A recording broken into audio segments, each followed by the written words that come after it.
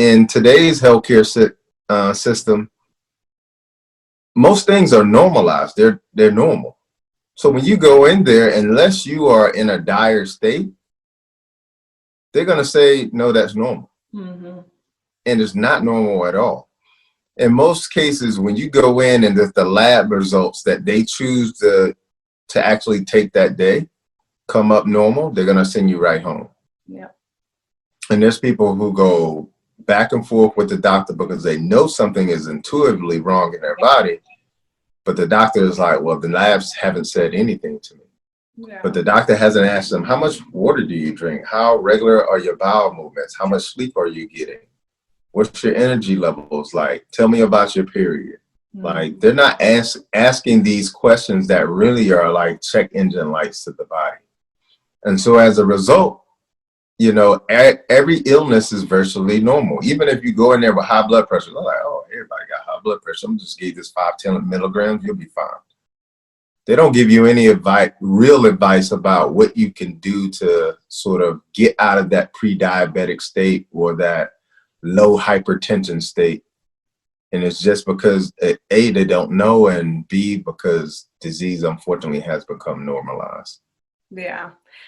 I think it's important to seek out people in your community, you know, who can assist you along the way. And I want to talk more about your group. You have one coming up for the new year, but you have to register before then, correct? Yes, that's correct. So, yeah, I know the transition can be difficult for people. So that's why I created a group where inside of the group, there's an online exclusive group that everybody's in. We typically have around about 350 people in there every new year. But this year we're only able to do 200 because of the pandemic and, you know, unable to get the amount of supplies that we typically get. So, but in the group, you get a meal plan, you get recipes, you get coaching from me in a group setting twice a week. You get encouragement from who I call my detox OGs, because they probably do the detox every three to 4 months. Wow. And then you're just getting a host of other things. You're getting a 30-day herbal detox. It's just a huge benefit for people who need that type of support. Mm-hmm. And especially if it's something that you're not used to, especially if you're a person who's not plant-based, who's never did a detox before. It's just this hand-holding process that you're able to go through with, you know, 200 other souls who are just like you, trying to get healthy, stay healthy, or, you know, reclaim their health. That's awesome. So where can my viewers go? Where can I go to sign up? Because I know you said the deadline will be December 1st. Yeah, so go to drbobbyprice.com. That's on drbobbyprice.com. And just click on, you'll see it. It's the group detox. So you sign up there. You can either go as an individual or you can sign up as a pair. And again, the deadline is December 1st because I want to be able to send out detoxes by the first week of December so that everybody gets their detox in time. I don't know what the mailing system is going to be like, that sort of thing. So that's why the deadline is almost a month before we even get started. Yeah, makes sense. So my last question for you is, we're still in a pandemic right now. What advice for people at home can you give to try to protect themselves? Any supplements or herbs should they be taking to try to boost their immune system? And if they have comorbidities, is there anything else that they should be doing to protect themselves? Yeah.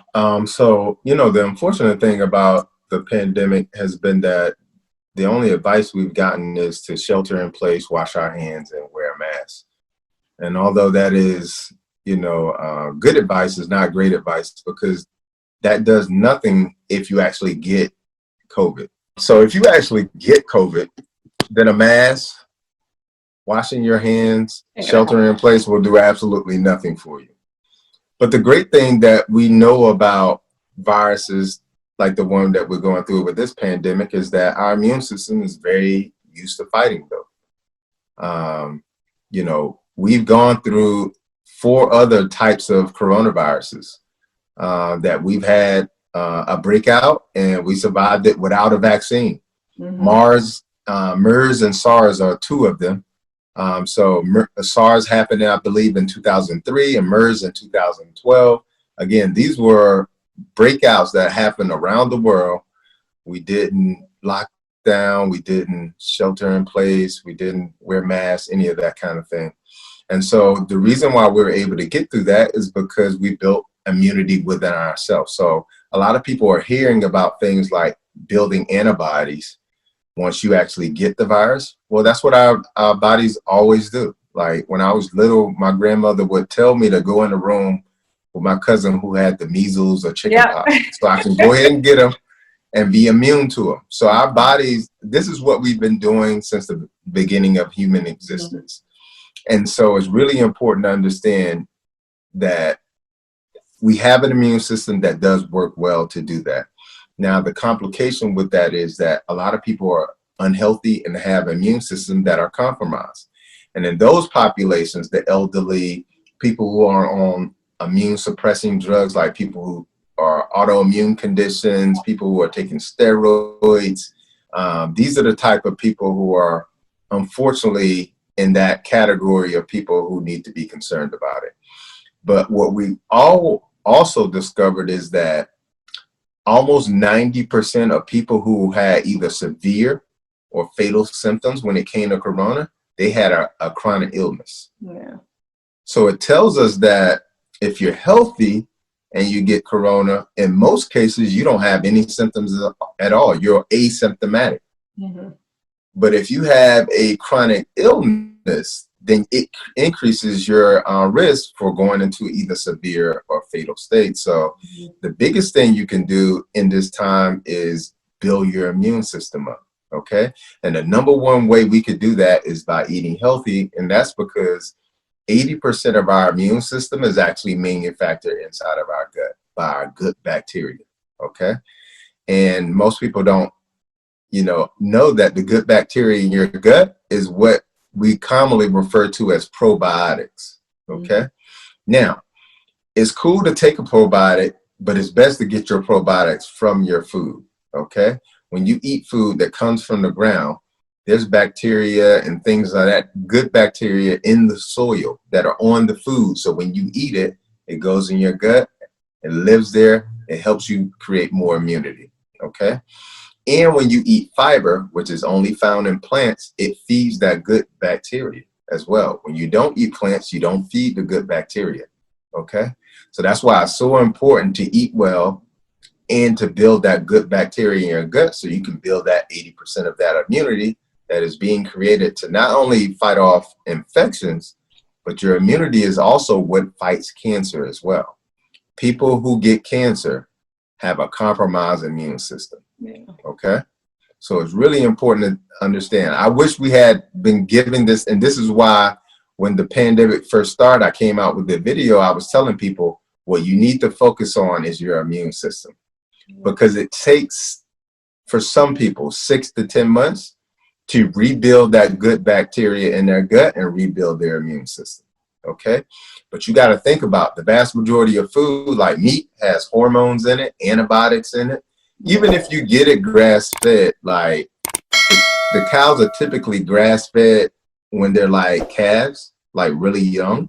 And then they sit off to a livestocking where they're grass fed. They're not grass fed. They're fed like soy and things of that nature for the rest of their life. So even when they say it's grass fed, it's not really. In many cases, what has happened is they were grass fed for like a year or two.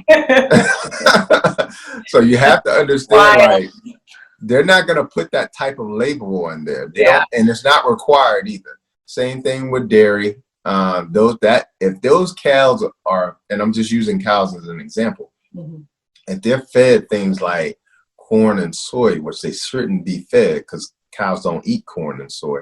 Yeah. But if they fed that, they're going to be sick cows. Okay, so you're eating a sick cow. Okay.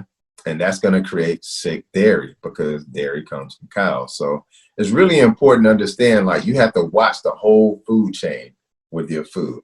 And a lot of the things that they're doing today is they're tricking people with labels, like saying things like all natural. Things like that are labels that aren't actually being regulated. Okay. Grass fed. Yeah, they were grass fed for a year, and then now they're taken to a whole nother farm where they're now fattened up with corn and soy. So it's really important to understand that you really have to make a dramatic shift in your diet to change your health, which is what happened with you and your husband. You made a dramatic shift in your diet, and within a space of about 3 months, right or wrong, Yep. you had a dramatic shift in your health. Yep. And so you can't do this. I'm going to stick my toe over here and stick my toe over here if you want to get a dramatic shift in your diet. So that's one of the biggest things that I'll name. In terms of like some things that I recommend, make sure you get in some elderberry is really good for boosting your immune system, zinc and selenium. But these are all things, the things that you'll find like zinc and selenium, magnesium. These are things that you're going to find in fruits and vegetables, nuts and seeds when you consume them on a consistent basis. So yeah, you can take the supplements, but a supplement is just that. It is a supplement to the foundation. And the foundation is fruits, vegetables, nuts, and seeds.